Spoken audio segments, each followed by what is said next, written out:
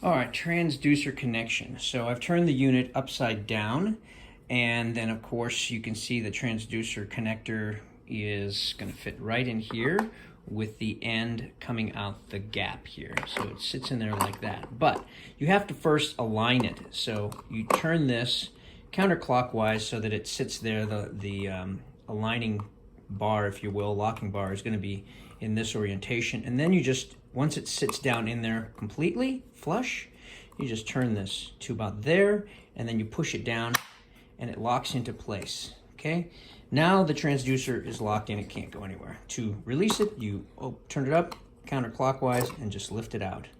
There used to be a little locking mechanism in this knob that had a detent. It would stop there, and I'm pretty sure the other ones have it still because they haven't been used as much. But this one, as you can see, it can fly all the way around, but you want to keep it right about there, center, and then lock it down. Okay, you can see it's a little off, so I would move it over so it's pretty much perfectly in the center. Yeah, that's the way it should go. Anyways, so that's that. Then you can just turn the device. Now notice, I should say before I get going, that the cable goes into here, and then I've got this transducer sitting in a safe place. I wouldn't want to set it here on the counter and then be messing with this cable and turning the device, because you could drop that transducer on the ground.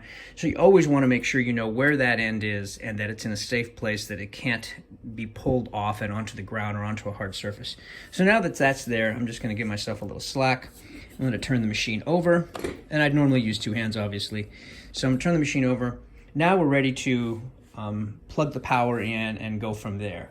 And the power, as I said, it's basically on the back, and I'll show you how that goes in just a second.